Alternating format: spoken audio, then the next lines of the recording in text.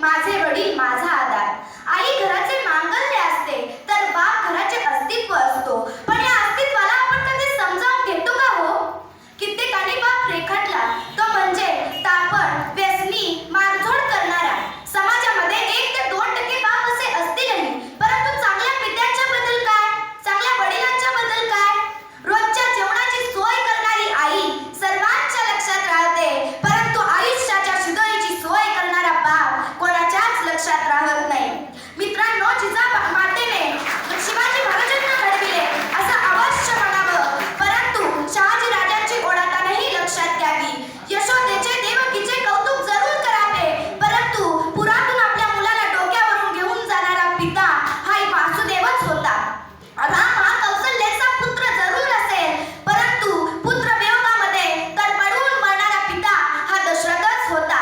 आपल्या वडिलांचं झिजलेलं चप्पल बघितलं की त्यांचं प्रेम कळतं, त्यांची फाटलेली कपडे बघितली की कळतं आपल्या नशिबाची भोक त्यांच्या कपड्यांना पडली आहे. त्यांचा दाढी वाढलेला चेहरा त्यांची काटकसर दाखवतो.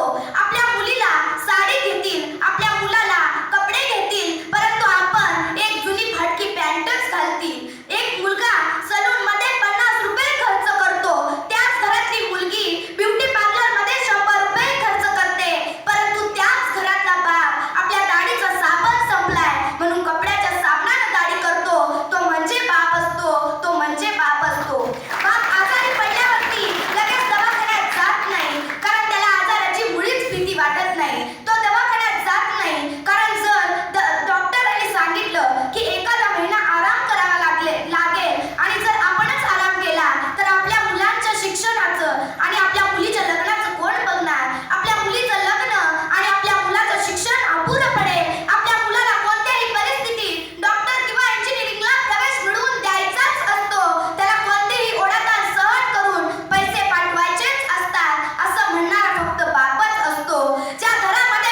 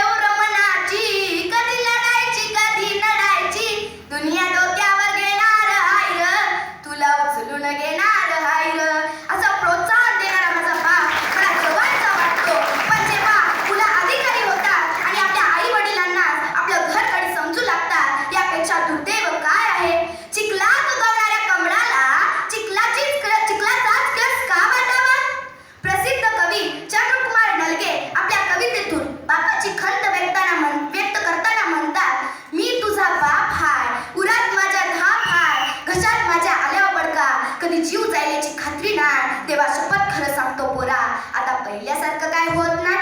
शाप बघायला गेलो होतो